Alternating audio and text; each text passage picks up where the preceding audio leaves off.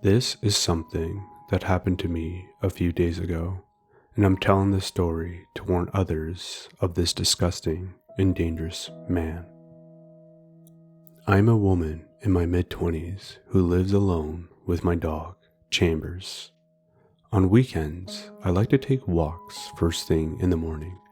Since I don't have to go to work, I drive out of town to peaceful trails to get away from the noise of cars, construction, and crowds. On this particular morning, as I drove into the trail's parking lot, I noticed it was nearly empty, except for one other car.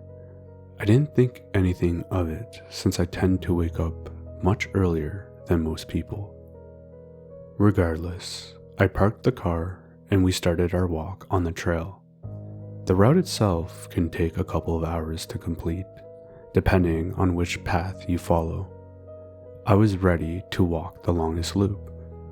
Roughly 20 minutes into the walk, Chambers' ears perked up when he heard a man's voice carry across the trail. As we got closer, we could see a ragged man talking loudly to an older couple. Straight away, I noticed the man's unsettling demeanor. First, he looked dirty and unkempt, as if he hadn't changed clothes or taken a shower in weeks. Second, he seemed like the type to trap people in one-sided conversations, monologuing on whether anyone wanted to listen or not. I knew this because the older couple seemed uncomfortable, clearly looking for an exit. Unfortunately, that exit was me. When the man noticed me, he ended his conversation with the couple and they broke free. Seeing the man look at me, I knew he was going to attempt to spark a similar conversation. As I walked past the relieved faces of the older couple, I prepared myself to ignore this man. It would be much easier for me since I had earphones in my ears, a clear indicator that I don't want to be bothered. However, as I approached the man, smelling his rank, unwashed stench, he tried to talk to me. I couldn't quite make out what he said, but I briefly looked at him, smiled, and continued walking. I didn't think much of it, and then the man suddenly jumped in front of us, blocking our way, startling both my dog and me.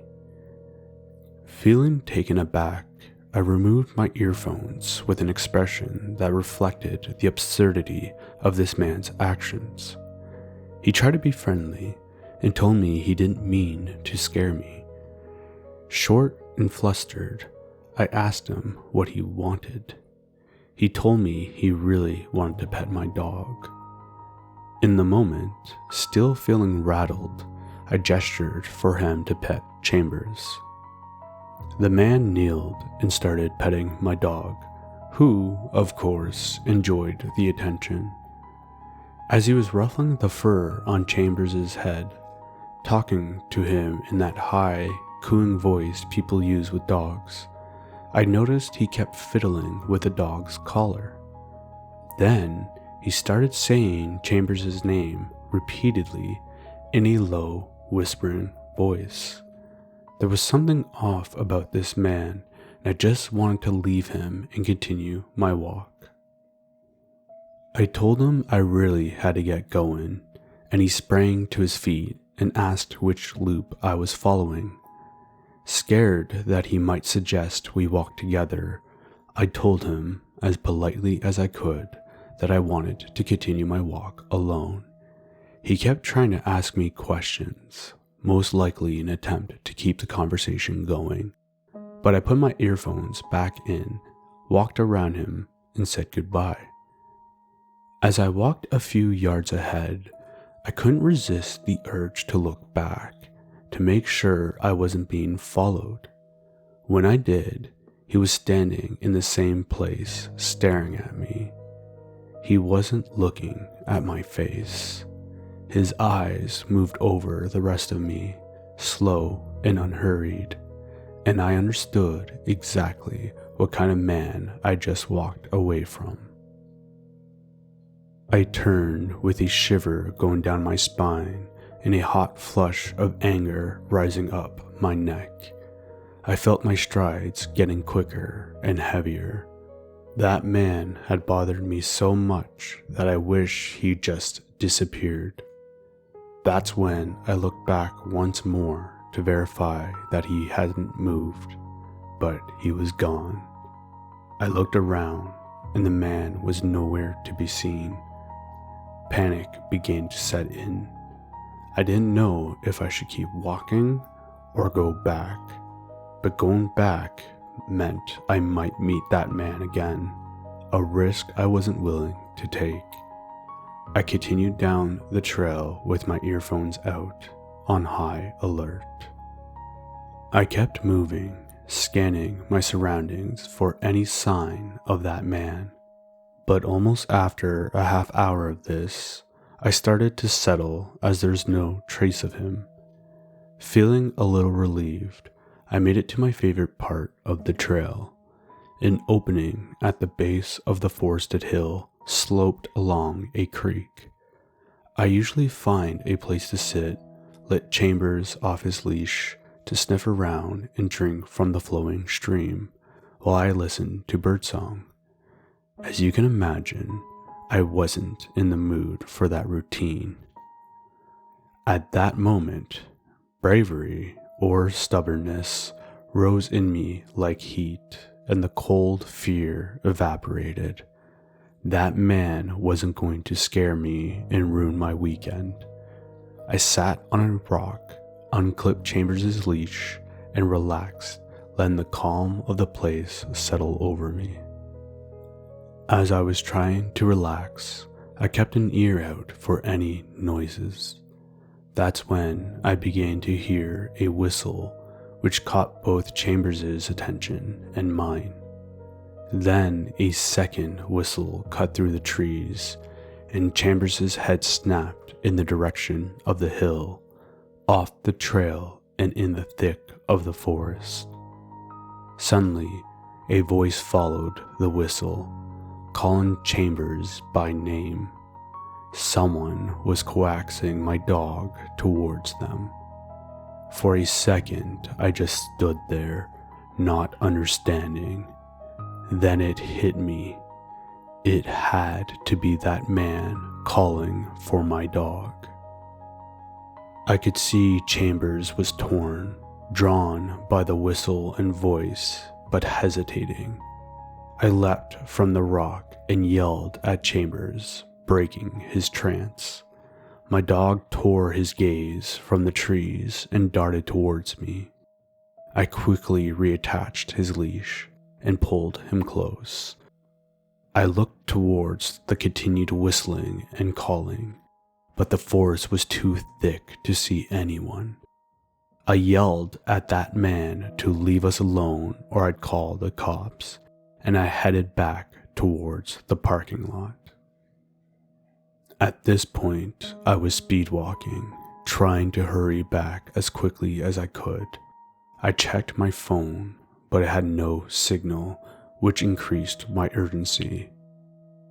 I then came across two girls walking together. I knew I had to warn them. I stopped them and told them about the strange man up ahead and what he had done to me.